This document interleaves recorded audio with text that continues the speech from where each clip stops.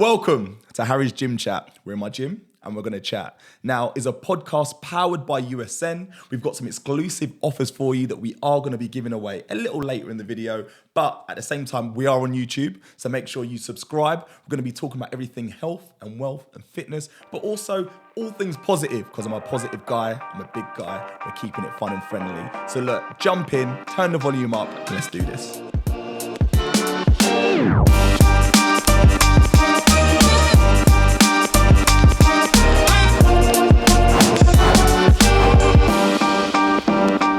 What's happening, people? Harry AA here, sat with who I would say is an absolutely awesome lad. I say lad because he's northern. We're talking about a Community Shield winner, 3 times I might add, an FA Cup winner, 2 times, and here he is, Rob Holden, everyone.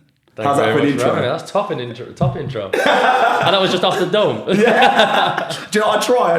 Do you know what? I bring the energy, and I think I'm sat in front of someone that has done a lot of. I'm fanboying, so I'm nervous right now. I'm nervous. But genuinely, thanks for coming on. No, of course. You're a busy guy, a busy man. You've got a lot going on, but you're here to have a chat. Yeah, of course. In a sick gym. Got the blue lighting, got everything going. He's appreciating the aesthetics right now. Yeah. He's appreciating the aesthetics. And all the pictures of the medals and the achievements. Oh, I mean... and then the gladiators. But we can touch on that. I feel good about this, right? I'm flexing. I'm truly That's what flexing. I mean. You're bigging up me, and I'm like, hey, you got gold medals hanging off all these pictures. Like. Well, you've got 2 sportsmen. You've got an Olympian and a Premiership footballer, right? So... for me personally, I don't know where to start with you because you're living most boyhood dreams right now, you know? It's true, yeah. No, you forget about that. Yeah. Because it turns into such like a business work environment. You just forget that. You go and play football every day. Like so let's start on that topic then. Like, when did it become work? Oh, I'd say, I think when I started playing first team at Bolton, I still considered it like, wow, this is, because it was the first team in front of a stadium. Mate. I was like, oh yeah, this is it now. Like we're making it. Yeah. And then I think halfway through like the Arsenal career, it started to be, because it's such a high pressure environment, it just started to be like, oh, it's work. I didn't say I didn't enjoy it. I still loved going to training every day, but it all becomes results dependent and everything. So that sort of enjoyment phase goes, because if you've not won, you can't just go to traiin and be like, oh, I'm enjoying it again. It sits on you, man. It sits on you, and people let you know as well. Mate, all I could say is, I'm an Olympian, I'm a sprinter, I run 100 metres. I get people we get a real shine on our sport every 4 years, obviously, for the Olympics. Course, people might watch World Champs, Europeans, all of those things, but the Premiership is every weekend. Yeah, it's true. And it's like when you have international breaks. Yeah. People are just don't know what to do with themselves because there's one football game on the weekend that they're looking forward to, the England game, and that's it. And it's like, well, what did they do in the meantime? We've got to wait, and they're just sat there waiting for as soon as the Prem's back, it's just bang, everything's back. And you've got to say, like, obviously fans have like short memories, right? In terms of 1 week being like pure euphoria. We've won this, we've done this, and then the next week, one mistake and what? It's forgotten. Yeah, it's forgotten. 3 weeks prior, forgotten, and you got to win again to get them back on side. And I think that's why people love it so much, though, because it is just a roller coaster of emotions. Like, if you're a die-hard fan going to games, you see the great bits, you see the worst bits, and it's about being able to slightly remember the good bits and being like, okay, these bad bits don't last forever. We'll be back on top soon. You know. Do you think you celebrate success enough on that point? Do you know what? A big thing when I was at Arsenal, when we started, like the last sort of 2 or 3 years, we really started to pick up and started to be like fighting for top 4, fighting for the league. We were celebrating winning games because it was like 3 points. We're still in this title run. We're still challenging for the positions that we want to be challenging for. And you see the criticisms like, oh, they're over celebrating. Like, we were away at Villa, and Villa's not an easy place to go. No. They've got a hell of a team at the moment. And I think it was Ramsdale was injured, so Leno, who'd not played all year, came in and like makes 2 last-ditch saves right at the end, and we end up winning the game like 2-1 or 3-2, whatever it was.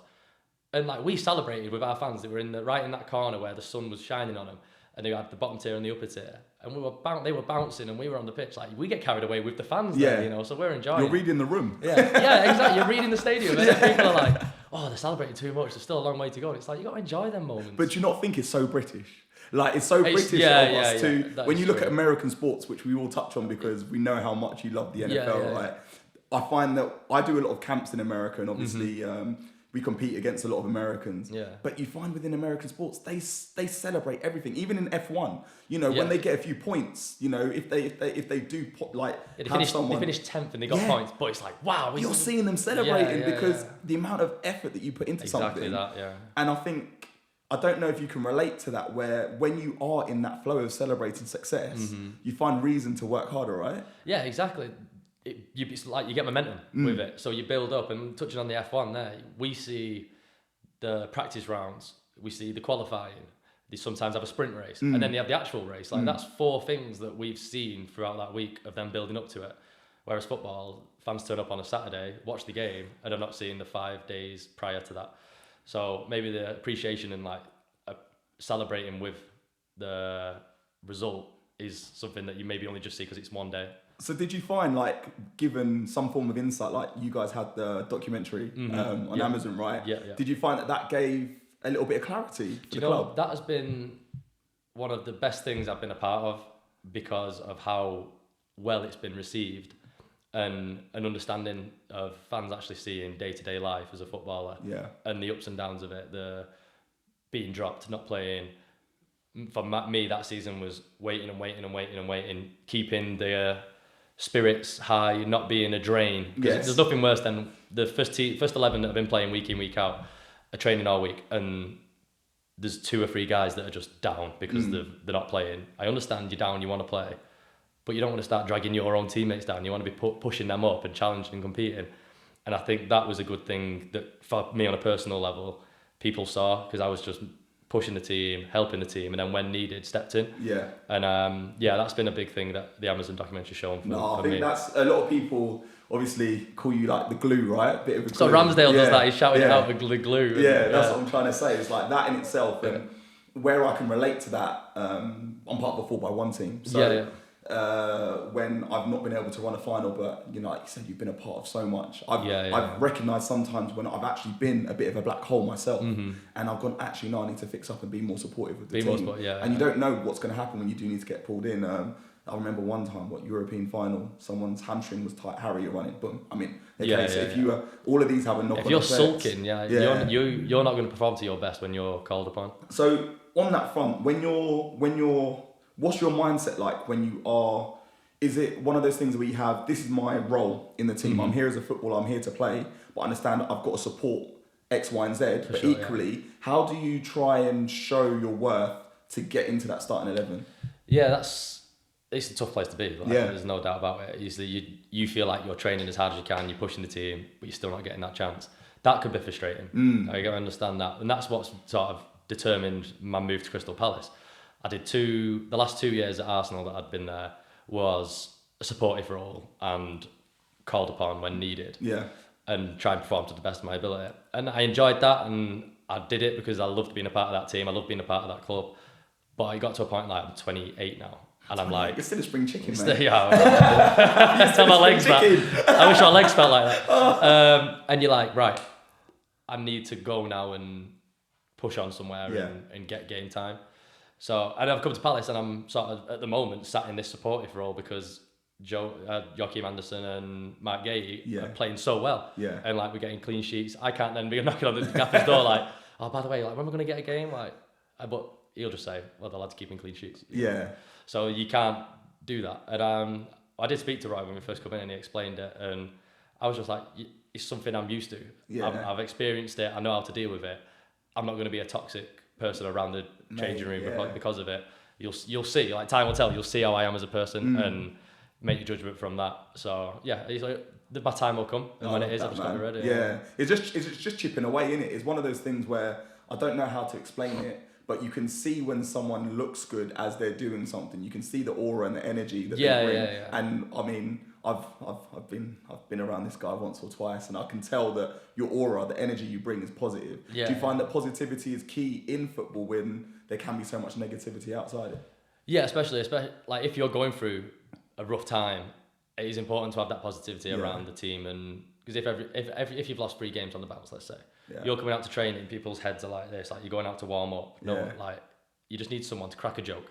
They might just like lifting the mood a bit. Yeah. Like, you see that energy, people's faces change, and the standard of training changes. And that was like a role that I quite enjoyed being. And I've always been that through school and everything. It was always like, a bit of a joker, you know.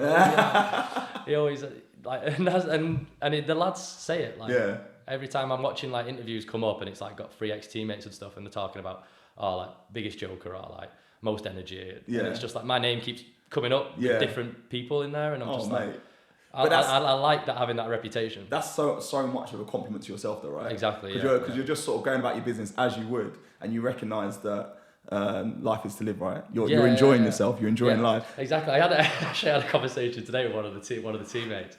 I won't throw him under the bus. He sat down. He was like, "When was the last time you like finished training and just like wanted to stay out there because you were loving it?" And I was like, probably like most sessions. To be honest. Like I'll happily stay out and zing a few balls about and just like you're out there on the grass, the sunny, it's not freezing. Like it's the best. Like why would you rather be sat in an office for 7-9 hours or whatever? Mate, is a luxury. Like I don't know. Like I'm here to talk about you and talk with you and understand you as a elite sports athlete. But you know, when you ask me what is sports, sports a luxury, right? Yeah, it's entertainment. Yeah, for first and foremost. To be able to do it. There's so many individuals that aren't, you know, in fortunate positions enough to try and play sport, let alone actually excel at it. So, you know, you're living a dream. So why are you not like you just said, like, is a game that you grew up loving. If you can play it as long as you can for as much as you can, why not? Yeah. I mean, I get lactic, so I can't sprint for as long as I can. Yeah, you can't be sprinting. You have to like finishing seconds. the session, like, right, we're going to do it again. It's like, 10 seconds and I'm done.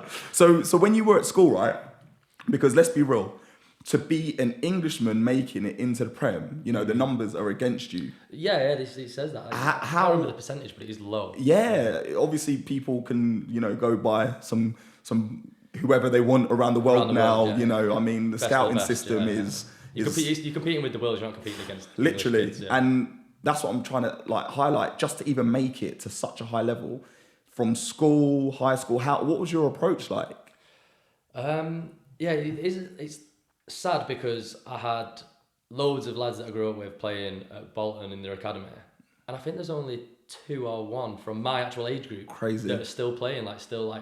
One lad's at Wimbledon, which is actually close to me now, and we got in touch when he come to Wimbledon. We got in touch saying, I'm down in Wimbledon now. I know you're in South London. Where like let's meet up and catch up. And I've not seen him for years. That's mad. I'm buzzing to go and see him because we grew up for so long. We made it, yeah, right. We made it, exactly. And like one lad's gone off to Australia to go and play. So like there's different options out there. It's not just about Prem and in the English leagues. There is options out there, but the small minority that get through is crazy, and it is a tough industry. And what's your skill set like? So let's look back at a young Rob. Yeah, what were the traits that set you apart from everyone else? I think my leadership, and like I think a lot of the teammates looked up to me. I was always one of the lads that was pushed onto the higher age group, so I was always playing with lads that were a bit older. But I was also more physically advanced than some of the other lads. Well, you're a tall guy, aren't you? I was always been like the tallest of the group, sort of thing. And my understanding of football as well was a little bit ahead of people. So I think that's something that it's weird because I've never sat down and studied football and been like, right, so this and this, and then been able to put that into the games. It was something that you just, I don't know, born with. It sounds like weird, it makes sense. Your sport finds you. Yeah. And it was just an understanding of like the movement, the patterns, and how football's played, and it just clicked with me when we do passing drills and there'd be different rotations and stuff. Some kids like it'd blow the mind of like figuring out the rotations. It just clicked with me straight away, and I just understood That's madness. It. And my dad's told me that he had when we go in doing like private sessions, just little technical sessions. The coach pulled me and said like he gets it. He gets football straight away, whereas the 2 lads we were with, they were taking a bit longer of time to suss it out. And were you like, obviously when you're looking at, you know, good with both feet, were you agile, were you fast, were you strong, were you... I would say good with both feet. I was predominantly right, but if the ball was on the left, I would naturally just use my left. I would never move my body shape all the way around to try and use my right. It was always, if it's there, use your left. Yeah. But then if you said ping a ball, I'd 100% go onto the right foot just for accuracy and safety. Oh, makes sense. But like I was saying, if it was just naturally there, I wouldn't be afraid to do it, whereas some lads would really avoid using it. So I think that might have stood out. And then when you're talking about the technical aspects of the sport, how do you find a way of progressing with it? Like when you look at where you started and where you've gone, where have you excelled the most? Like what have you improved at most, do you think? Is that a good one? Yeah, It's making him think. We're making him think. What I've excelled at, where it's sort of, I do think that understanding stuff, because even in meetings with Arteta, we'd be going through sort of team shape and in the actual meeting on the video, and he would always ask he'd say a sentence, then leave the answer at the end, and you had to fill in the answer. Like someone would shout out the answer, and I just found myself doing it all the time. Okay. And he actually rang me when I left and just said like, thank you for everything. Like you were there from the start of his reign at Arsenal to the end. And what did that feel like? That was nice, you know. That was nice because you very rarely get that from him, because he's quite an intense guy. So to have that sort of just relaxed conversation with him was really nice, and it just sort of gave me that approval. And I was like, you know what, I'm glad you've said that, because it did make me feel good. And so talking on managers then, would you say for the time, I mean, you were under 3 or 4 managers? Yeah, three. Wenger for 2 years, Emery for 2 years, and Arteta for like. Was Lundberg was somewhere in there? Oh yeah, Lundberg was a little bit in there. I actually got on with. I remember. Yeah, I got on with Freddie really well. Yeah. Like, we really got on well, and I liked him a lot. And what would when you compare like Arsene Wenger as, you know, come on, we're talking about he's done amazing for the things for the club, and his sort of approach to the game. I kind of liked how he spoke and his relaxed nature of. Yeah, he's just being French. So calm, so relaxed. Did he have that calming effect on you? Yeah, he's definitely a calming bloke. Like he'd speak to you if you were out early for training, just messing about with a ball or whatever. He'd walk over and join in a little bit, or like just sit and chat to you while you wait for people to come out. What would he be like? Could he get angry? Yeah, I've definitely seen him angry. Yeah, I've definitely seen him get angry, but it'd more go towards like Steve Bold, and one of the other assistants. He looks scary, by the way. Yeah, so every time I see him next to whoever, I was like, he looks like a scary man. If you needed telling off, Steve could do it. Yeah, he knew how to switch it and do it. He had that when he played as well. But again, I had a great relationship with Steve, and so I think they had a good balance with that. Yeah, and how was it, Neil? I can't remember his second name now, but he was like an assistant as well, and he'd come up with some of the young lads. So he would like, boom, he'd be like down on the young lads if they weren't up to the standard of the first team training. He'd be onto them to lift their standard, which they then would. Is there a wrong or right way to take information? Absolutely. Yeah. A lot of the times if someone, I live for praise. Like if someone's praising me, my confidence goes higher, and I think most people are like that. Mate, I'm with you. I will grow like a sunflower. And even if you don't even think it, if I did something bad, just say, that was good. Like something else before it was good. And I'd be like, oh, okay. Sandwich technique. That mistake I'd forgotten about. Yeah. But when someone's just saying like, I should have done this, I should have done that, and it's like been 3-4 in a row, and I've had training sessions where I'd just done that, I'm like losing my head and I'm ready to scrap. Like, I'm like, why? You're too nice, man. I know normally, but that's what I mean. It takes a lot for me to get angry. Like I'm very calm on the pitch and like very, but then if something happened, I think that's my dad coming out in me. I would like be ready for it. Yeah. So then that's Wenger to some degree. When you look at, I don't know, you're under Roy Hodgson now, and you've obviously that. Is there such a variation? So obviously, let's talk about athletics. 100 meters.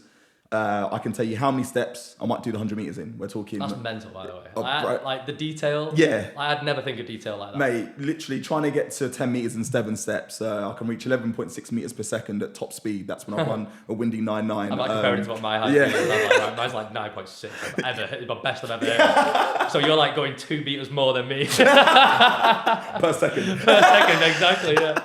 No, but to be fair, you're on grass as well, so it's all. Yeah, that's true. Because get me on spikes. Yeah, I do think that like every footballer can, improve their speed so much more but then at the same time is acceleration. You just got to look at 20-30 meters, right? Mm-hmm. Whereas I'm obviously there's just a whole different element to whatever happens after 30-40 meters where you've got to set your hips, the way you've got to open up. I find it so funny. Maybe I'm detracting from what I wanted to ask, but what's your view maybe on, when someone reaches a peak speed, like they say Mbappe has reached X, Y, and Z, and they compare it to Usain Bolt's average speed from 0 to 100. Yeah. Everyone in athletics is sat there going like, bloody hell, like put some respect on our sport. This is the fastest man of all time. Yeah. And then you're comparing it to Mbappe, who's fast, but come on, man, like that's his top versus his average. And I posted something the other day. I did like just in here. I put a ball at 270 because there's this trend going around, Ronaldo jog, and I did it from standing. And oh my gosh, the amount of footballers that people that love football that came. Team Ronaldo came for me. Oh Team yeah, Ronaldo came for me. This is like when I'm in when I've done not interviews, but like appearances at like high schools and primary schools, and the kids are asking who's better, Messi or Ronaldo. I'm just like, this is getting videoed. I ain't saying nothing. Like I'm just They're both great athletes. They're both great. Yeah, They're both great. Goats.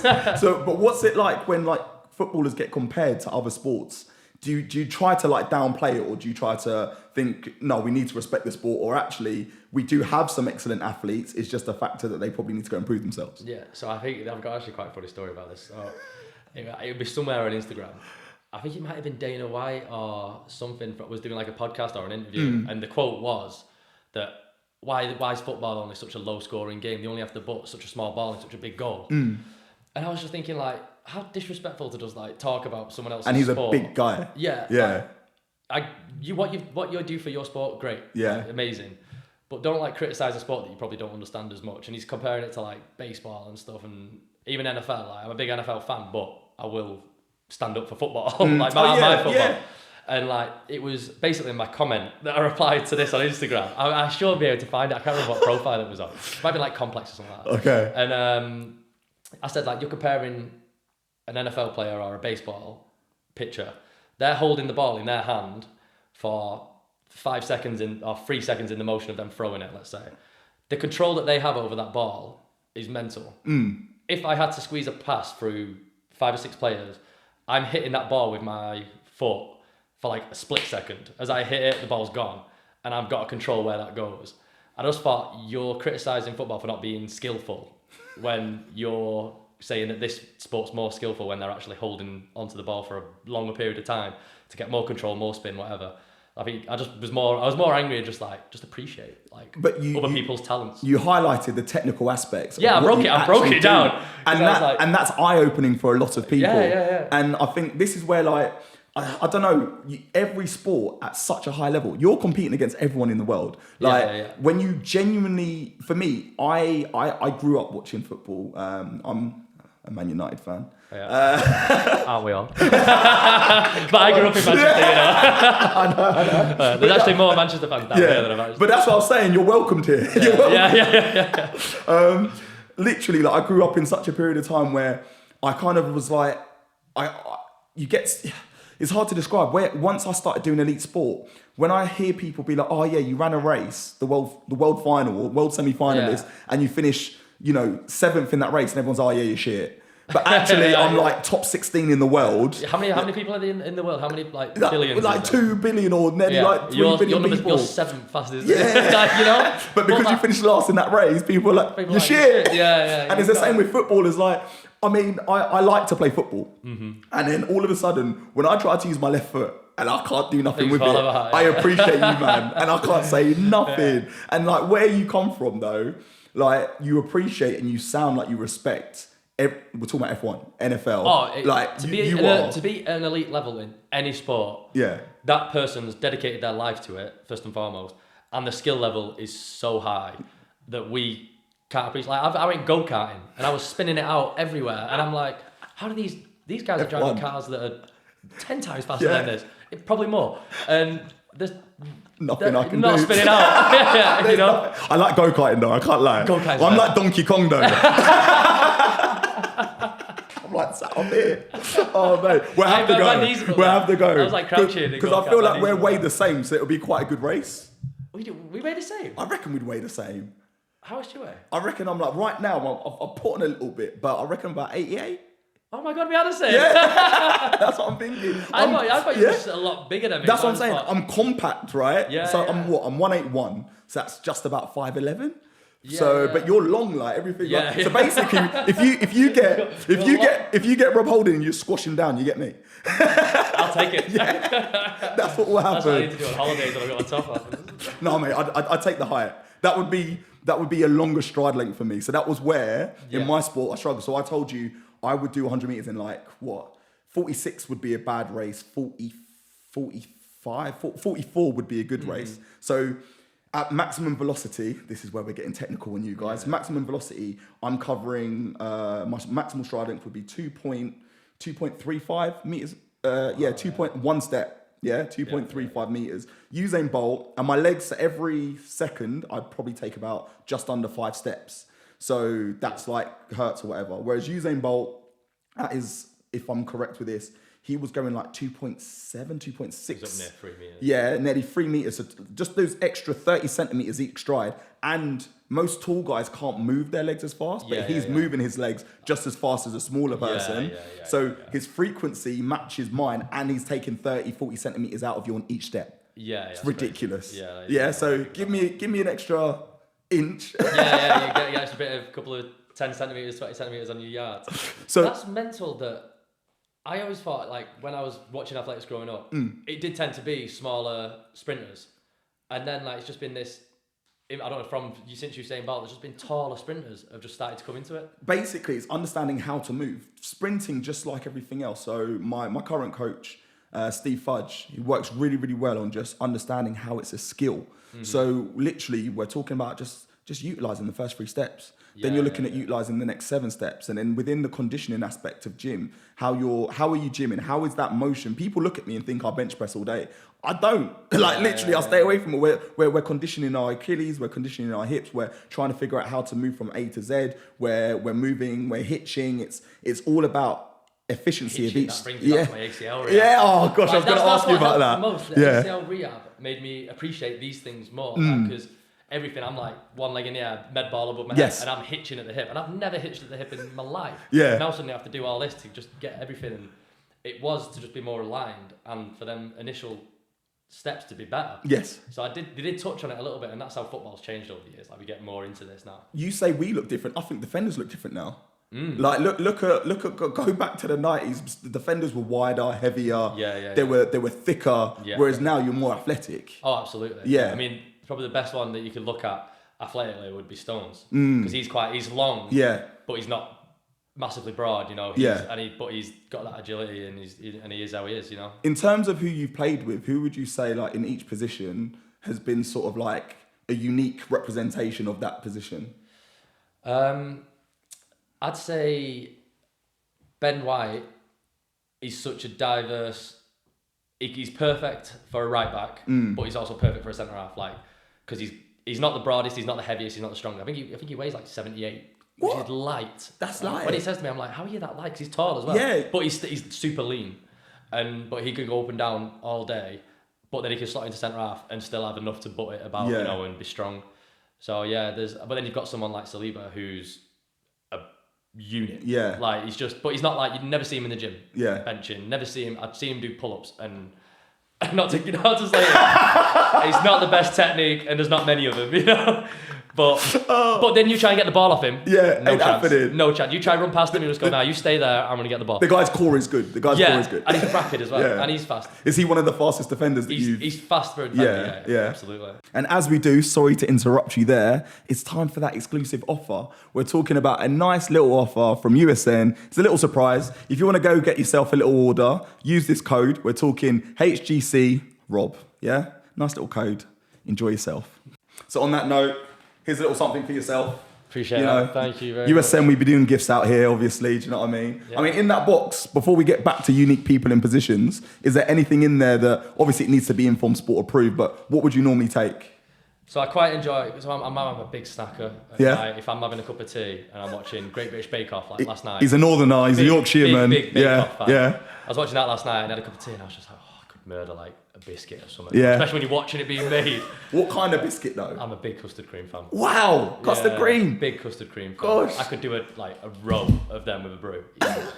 So something like that, like a protein bar, a little getting your protein in. Get my protein in, but also feel like I'm a little cheeky snack. Yeah. And then before bed, protein shake. Yeah. Premium whey. Are you getting the casein in, or?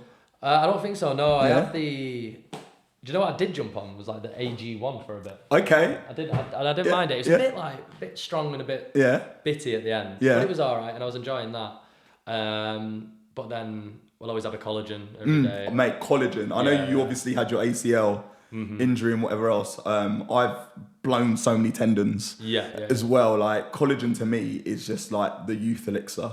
Yeah. As soon as I see a shot, like walking into the gym and there's just like someone's left a couple of shots on the side, I'm like, bang, one of them. Just get it in when you get some in.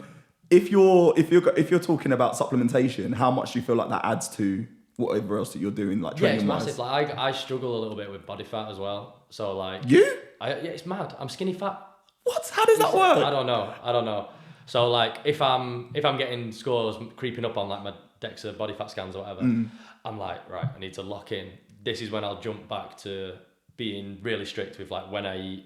My snacks will shoot right down, and I'll go for more protein based snack like that, and a shake before bed. Just sort of makes me feel a bit more fuller. Yeah. And that's something that like it's like a wake up call, and I'm like, right, I need to lock in here. So are you doing your own cooking? Yeah, or HelloFresh. Yeah. HelloFresh, yeah. Yeah, straight every up. time, yeah. What's your go-to menu then? Because obviously you can select your meals. Yeah, so I did try where I wanted to have like one veggie one a week. Okay. To just like limit the amount of. You trying to switch to vegan or something? I was never gonna. I tried that. I tried it for like 2 days, and I just felt like, I felt so drained. Yeah. So I've eat everything. But I thought, just for a change, rather than having meat all the time, I'll have a veggie meal.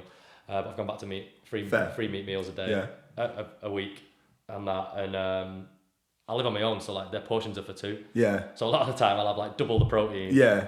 Half the carbs, just like one person's carbs, and double Snack the protein. the next day or something. Yeah, exactly. In terms of that playing, are you one of the only footballers that cook for themselves? Can I say? I think there's quite a few. Yeah. But I think the only ones that ever talk about it are the ones that have chefs. Yeah. Yeah. So like you only hear that like, oh, he's got a chef. Yeah. Like they come in with a little portable box, what they call Tupperware box, whatever, with the food in, and like, oh, it's something the chef made, and like they'll bring it in for this thing. Is that more of a rarity?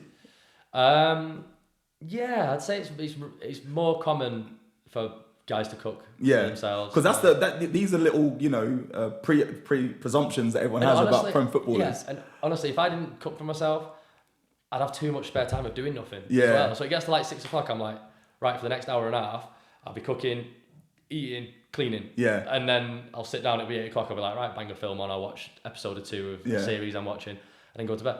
So it just sort of fills that period of like not doing anything. Can you do much at the club in terms of eating? Like you turn up, you have breakfast. Yeah. Like so where's been like the sort of easiest way of living? If that makes sense. Easiest way of living would be everything. Breakfast at the club. Yeah. Lunch at the club. Take a box of something else, heat it up that night, and then you've got your 3 meals that you've had, and then take the protein and have that. So, Job done. Job done. Yeah. It's all done for you. Yeah. So some days I'm like, because my HelloFresh is like 3 days a week. Yeah. The Thursday, or like if we're traveling and we're in a hotel, food sorted. So like that Thursday, I might either have treat myself to a Nando's, or I'll take food on from training. Yeah.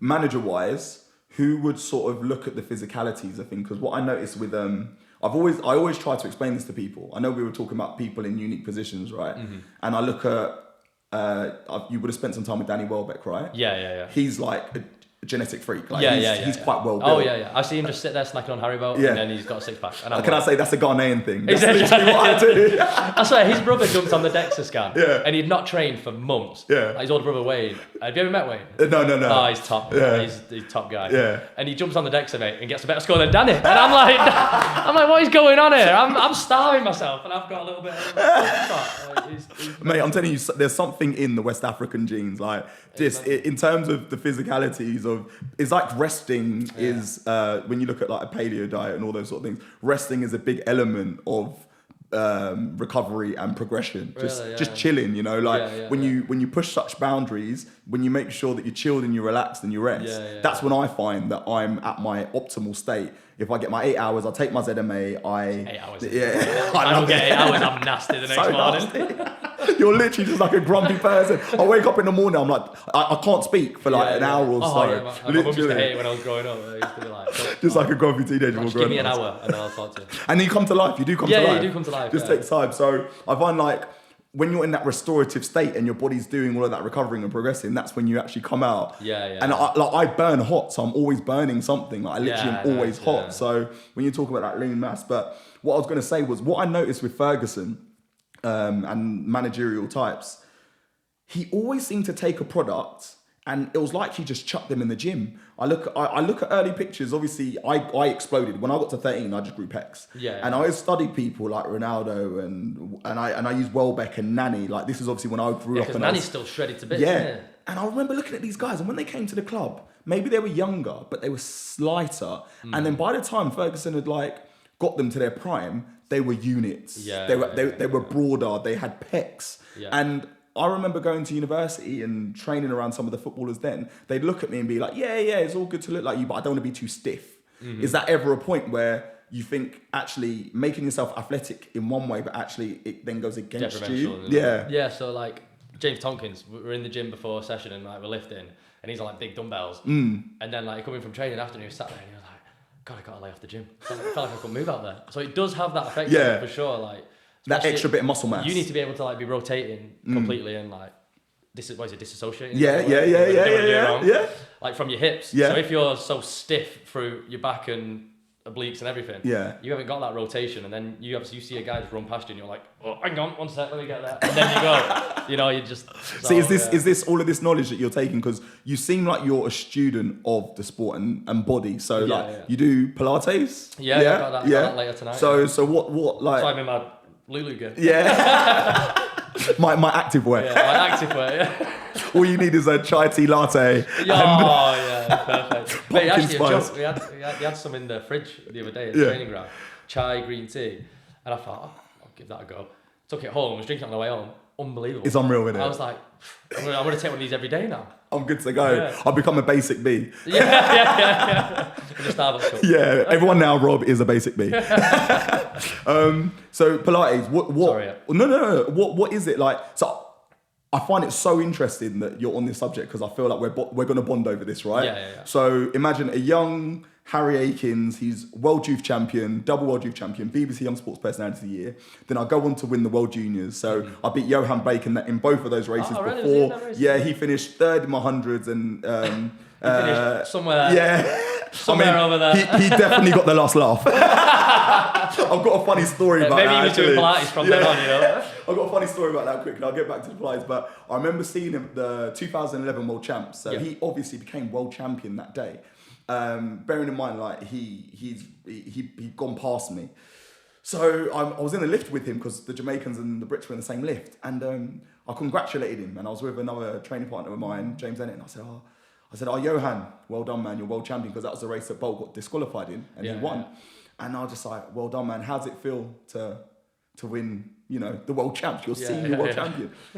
He goes, oh yeah, thanks man. And he looked me dead in the eye and he was like, yeah, just feels as good as when you won the World Juniors. So he's kept it there. He's kept that. And you don't realise how much you fuel other people. Oh, for sure. Literally. Yeah. So, yeah. It's actually nice of him to say that, though. Yeah. You're probably like, that took me back. I was like, I'm sorry, bro. I mean, you got the last laugh. He's got a picture of his dad every day for 4 years waiting for that moment. But obviously what he's done, they called him the Beast. He's gone on to be the second fastest man of all time, 969, ridiculous numbers.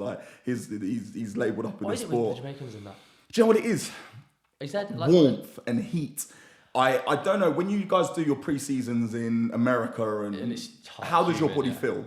Because obviously you're doing 90 minutes on a football pitch, which is difficult. But for an explosive sport like me, think, where is the fastest land mammal, in the world? A cheetah. Yeah. And where is it? In Africa. It sleeps, bearing in mind, this is again where I think we're very similar, where we study aspects of our sport. What does that fastest animal do? Well, their tendons are long as F. And they're springy as anything. But what they also do is they rest. The cheetah sleeps for 17 hours a day, I think. And it only hunts for a couple hours. It can reach up to 70 miles per hour, but it's the warmth. So I've just got back from Abu Dhabi, and literally it's 40 degrees out there. All I need to do is step out, and my joints, my muscles, everything feels primed and ready to go. Exercising in it is hard for long periods of time, but to do short, sharp movements can work. So imagine when I'm doing my interval type training. So when you're doing your pre-season, a lot of back-to-backs, a lot of movements, we're doing some form of similar movements. It'll be interesting to do what I would class as a hard session and what you would, if you would jumped in that, because I think you would find our endurance sessions easy, but our speed sessions hard. Not so much especially because... I'm like, give me a longer distance, I'll be all right. Give me shuttles, doggies. Whoa, that's what I'm saying. It's the lactic that comes. And it's not to say, obviously, the distance doesn't matter. It's just how you felt, the speed. Because it gives you a headache, doesn't it? That lactic headache you get. So I find... with those types of athletes, they're doing that work, they're putting in the same effort, but because of the sun, they're running faster times and the body runs at a more efficient level. So the adaptation that comes from that is more. So we always do camps in like January when it's cold here and March when it's cold here. And we find that our training just elevates. And then you take that training and then you bring it back. But you do find that you hit a lull. So imagine just being in that warmth and training. So if I run 6 200s here with 4 minutes in between, and I'm trying to go maybe like 25 seconds, 24 seconds, which is sort of like 60, 70%, that's going to give me quite a bit of a, a lactic feel, but a tough session. If I put in the exact same effort, I'd probably in Jamaica or America, these warmer climates, go a second faster, which then leads on to better adaptation. And that's what it comes down to. That's mental. So what's like the big African countries that are in sprinting then? Because I know their endurance, some of the African countries are ridiculous. So they're coming along because, again, I want to ask you this question as well. The level of coaching and the understanding of coaching is better now. So some of the African countries that didn't have the technical input that they might have had before. So there's Aikines Mbini's come a long way for South Africa. Ferdinand Omanyala he's like the fastest man in Africa now, running 9.7. So they're all actually lifting. And that's one thing I was going to ask, because when you watch the World Cup now, and when you watch international football, Morocco made a semi-final. That's... Saudi Arabia did well. Qatar did well. Like, these teams are coming up. These Middle Eastern teams are becoming really... And I think that is infrastructure-wise, they're probably giving more to the training and the environment for it. And that's just producing better players. So is that a form of coaching? Because everyone's understand. So when I was going to ask you a question about, I run 100 meters, what my coach sort of does is not necessarily, it might be 90% of what other coaches do, or 70%, 80% of what other coaches do. There's no real secret to it, but the way that you deliver it and how you achieve those goals. Is that similar? So like the coaches you've had, are they all as technical? No, nowhere near. So where's the differences in them? Arteta, top level tactical, technical, and technical, but more so tactical. It was hard to judge on Wenger because I came in 2 years at the end of his last 2 years of his career. I feel like all the work had been done, and it was just like you come in, everyone just knows that this is the way we play. And I just had to learn from training that was how we played. Emery was good. I liked Emery's training. I've had my biggest spell of playing under Emery. So yeah, there's I mean, if you make a perfect manager, you take bits from every single manager. No one's going to be perfect. But Arteta definitely, if you want tactical stuff, I'd go way up there. Was there like an information overload with Arteta? For some players, and like new signings coming in, you could see it. Like you sat in the meetings and like Declan Rice, for example. Like, I don't think he's the brightest bulb in the shop anyway, but you'd be watching him go like process it, and like it's like, oh, okay, I think I got it, and then like be wrong. And he's like, oh. But like he was trial and error. Yeah, he was 2 weeks into being in the building. And I'd been there for 4 years. So I've seen every little thing saying that Arteta was his little, I don't know how to describe him, little like words that he'd use that meant a certain thing. I knew that what he was talking about, as soon as he said it, I knew it was related to that. Whereas someone hearing it would be like, how does that relate to that? Man. Really, and that is how like complicated and complex it is. So like me being there from the start to finish, I learned everything as it went along. So I was like, by the end, I was at a pretty good position of the understanding. Did you have to take on a role of supporting others with that? Oh, for sure. Like, I do that naturally anyway. It's something that comes natural to me. Is I will talk when Jakub Kiwior come in, Polish guy. Barely spoke a word of English. But had to understand how to play quick. So like you try and luckily he was sat next to me in the changing room as well. So I try and get English out of him. I talk to him and just like make him feel a part of it. One on a social and two on a tactical level on the pitch. And I think that was something that helps. And I think Arteta, like that's something that he told me on the phone. Like he appreciated how well I could talk and engage with other players to help them come along. What a guy, man! He obviously knew things about you that you that I didn't know that he had acknowledged. So him giving me that recognition, it was quite a nice conversation. And we talk about praise, how that was and nice. how that was. Like, you find comfort in that. And like you're going to take confidence into your next club with that. So and obviously, like Roy's going to appreciate that as well. Hopefully. On the front of playing against individuals, I remember a funny game. I know what's coming in. I should have said, he's built like Harry. Is he really that? Like, is it really that difficult? He oils up his arms, so you can't grab him, he just slides off. So we're talking about Adama Traore now. So obviously, if you don't know, Adama Traore, he's a Spaniard who you would say is built like me, a brick. House. Which you said is so funny because what? So a silent stadium. It was COVID. Yeah, so like, COVID no one in, times. Just mics next to the pitch. Yeah. And they were just picking And up you're like, oh everything. my God, he's a feel like a... Yeah, and I was right on the sideline. I was like, I might as well pick the mic up and shout it. Yeah, I love that though. But it just goes to show like how real it is. And I got yellow carded. I think I got yellow carded for the throwing the ball back more than the tackle. The tackle was nothing. Is that the temperament? The tackle was nothing, hence why did he go down? But that's what you're like saying, like how am I at the end of this? How can I be throwing him down that hard? Yeah. There's no chance. You know? So like, during those periods of time in COVID, was it that difficult to play or did you just ignore? No, it wasn't too bad, you know. I mean, some games some games just went, if the game was flat, sometimes with fans, they'd pick the atmosphere back up and then like you'd get feisty. 12th man, right? Yeah. Yeah. Whereas if it went flat, it was just like, oh. And that was coming off the back of your FA Cup win as well, right? Yeah, so we won the FA Cup at the end of the Mikel's first year. It started in the Jan. Yeah. And then March, lockdown. Boom. Yeah. And then we had the whole lockdown, come back into training, everyone's training, like, everyone has time slots to get on the pitch and do like certain bits of work. And then back into training, back playing games, get to the FA Cup final, win it, no crowd. Damn. Yeah.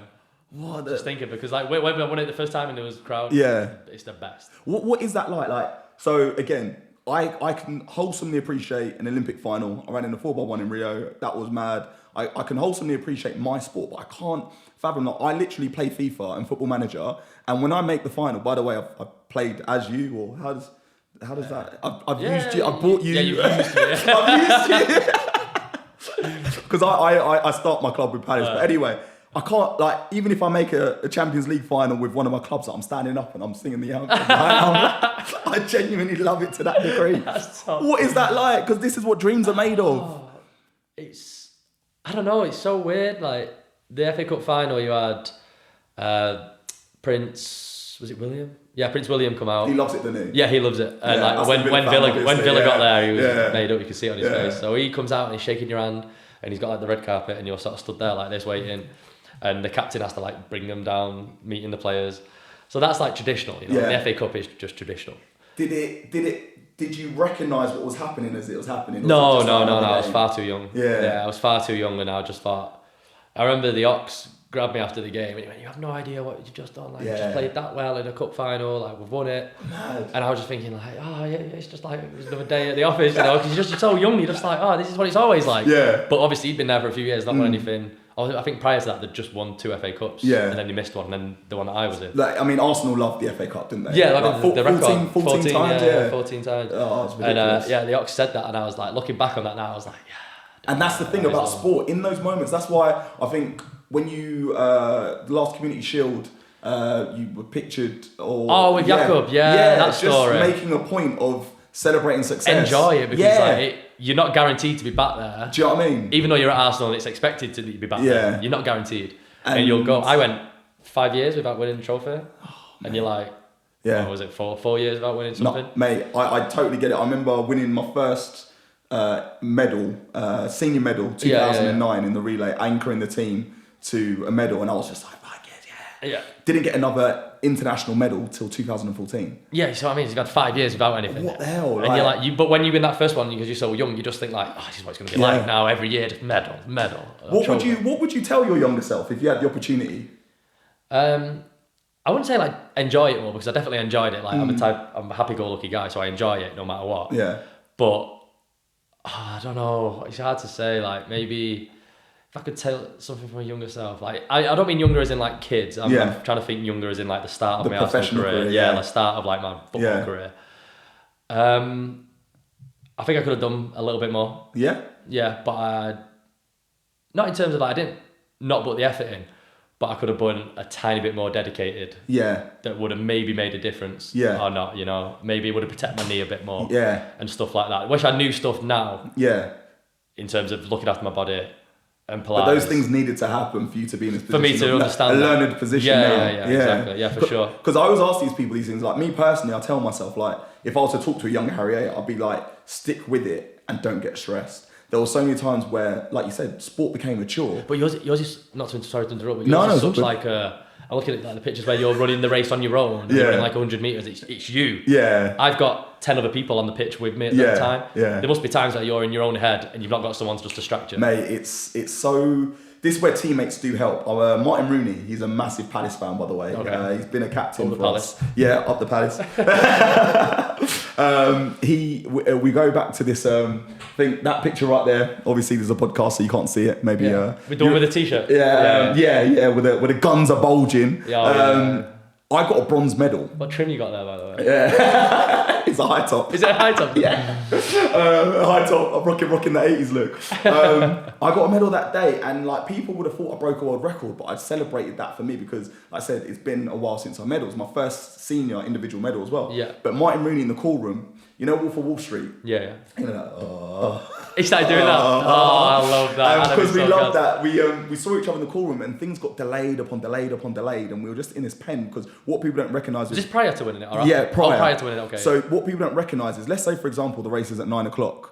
You're in a room 45 minutes before that. Your warm up is 2 hours, an hour and a half long. You've seen the physios, you've gone through your warm up, you've done your strides, you've done your sprints, you've done everything. But then you've got 45 minutes. You're in a pen, a room like this. Yeah. You get transported from one room to the next room to the next room, and they check you and this and that. And so this got delayed by about an hour. So Crazy. Rocked out. yeah. So you just I knew think, you'd warm up, yeah, you think like you warm up and then you go run 10 seconds. Yeah. No, you warm up and then you've then got to wait around for like 45 minutes. So you're with the 8 people. Your nervous energy as well. Yeah, you're with the 8 you're with people. the other- You're with the 8 people. You're not allowed any electronics. You're not allowed anything.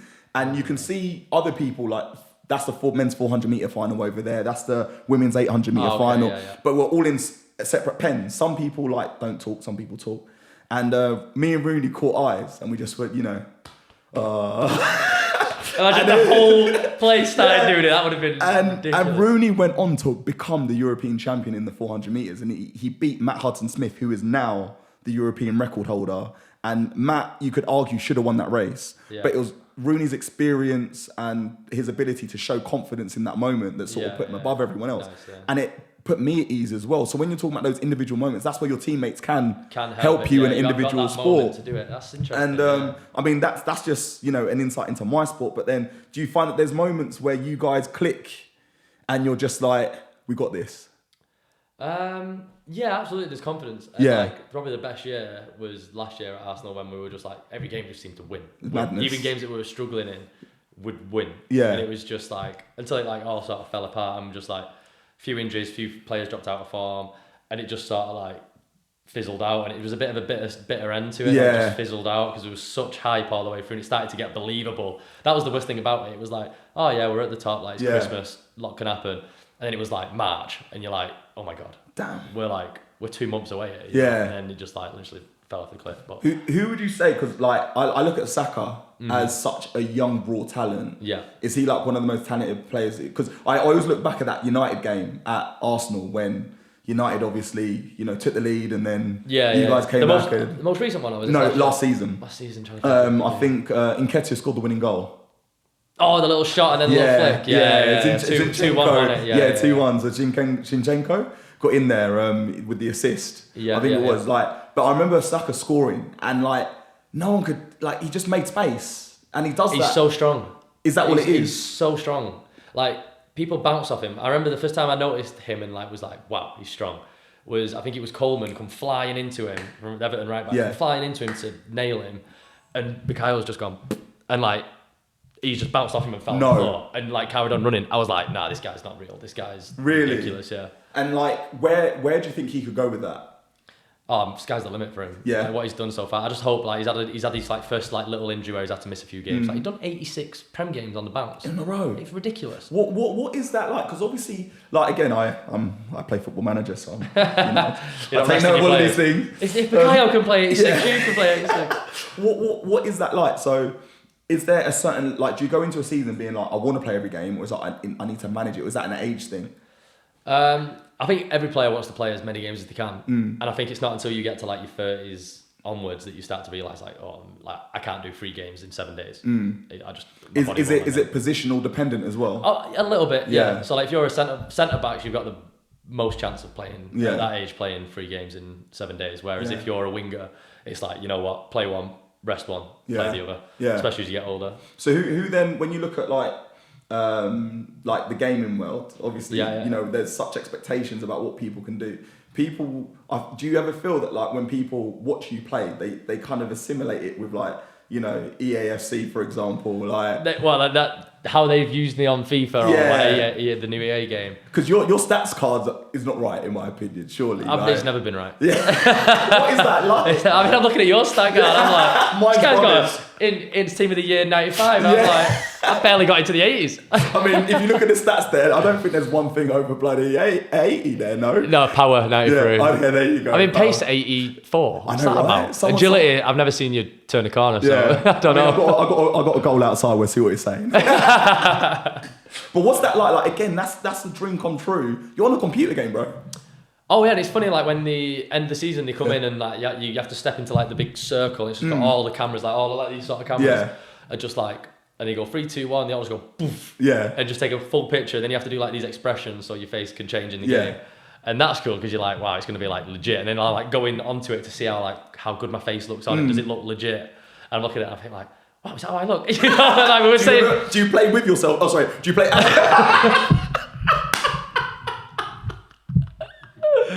Sorry, let me reword that. Yeah. Do you play as yourself in these games? If I'm doing like a career mode, like I'm like, can I get him on loan at least? Like, will never let me go. I'm like knocking on the door and after I'm like, wait, you won't let me go in FIFA, man. What's going on? I'm just trying to go get some games, man. I've never done that, by the way. I've never like gone on his door saying like, you're not letting me go in FIFA, man. He's there, so what you want to so obviously on a high now, obviously highs of computer game. What's highs of career, man? Highs of career? Yeah. Definitely FA Cups. Yeah. The Community Shields were good because it was like Liverpool, City big clubs. Twice. Yeah. Was it City twice? I mean, the latest one was a big one. Latest one was massive. Yeah. On pens. We beat Liverpool on pens. That's nice. Pressure moments. And I think Liverpool was because we'd won the FA Cup that was the year they won the league. We'd won the FA Cup with no one in the stands, and then we had the Community Shield, and I think we might have had people back in the stands by then. I might have been too early, I can't remember. So you could actually celebrate with people. Yeah, it was nice. I can't remember if they did have in the stand, but yeah. So having them. So ultimately, it's winning the trophies. It's winning trophies. Yeah. That's why you're there for. So then, like now that like you're in that position, where like you're at Palace now. Yeah. You're gonna win the FA Cup. Win the FA Cup because Palace love an FA Cup. They do love an FA Cup run. Well, we'll see. Like, I mean, the group that they've got now is very talented. Yeah. And I don't think people realise how talented that group is. Mate, I mean, when I look at the squad, even, a couple players in your position. Yeah, like Anderson, Gay, centre halves, top. Both play for their national teams. You've got Eze, I call him Ebs, sorry. Mate, Eze. Wonder Kid on FM. Oh, is he actually? Yeah. Unbelievable. Him and Elise. Talented. Elise coming back from an injury. Hopefully soon. Talented. You got Onsen Edouard. Yeah. He's had a great start to the season. I think a lot of people won't see anything from him last year. Yeah. He didn't score that many, but then he's already like matched his tally in 8 games or whatever. This year. So like when you look at the squad like that, does that let's just like think you're just raw talent around you? Yeah, it's nice to have like. And then you're adding so much to it. That's what I feel like. That's what I feel like my role is like. I might not be going in there playing right now, but I'll be bringing a professionalism that I've maintained throughout my career to a level that maybe teams that are a bit lower than Arsenal might not have had. They might have had players that just thought, it's a job. Yeah. Go and chill, live my life. Whereas it's like, at Arsenal, you have to be winning, you have to be performing, so you have to be absolutely dedicated. Yeah. So maybe bringing a bit of that, and I see it with the lads there anyway. They've got that anyway. They're quite a young team, and you can see the drive in them. And anything that I can do to help and talk and I'm excited for be you, myself, man. I'm excited for you. I think like you deserve everything that like anything positive that comes your way, man. I think at the end of the day, you're one of the best people out there that can fly the flag as a footballer. Yeah, no, I appreciate that, and just be a guy, a normal dude at the end of the day. Like, you play football for a living. People do. You're a gold medalist, world champion, Olympic, whatever. Like, mate, I salute you. That's all I could say. Appreciate it, and I mean, I think that I could talk to you all day, to be honest, because I think people would love to hear from you as well. But he's a busy man. He's got things to do. He's got more training to do. He's got Pilates to go to. So on that note, Mr. Holding, appreciate it, bro. I will let you go. Thank you. And it's been an absolute pleasure and honour to have you on Harry's Gym Chat. Thank you very much. What a guy. That was top.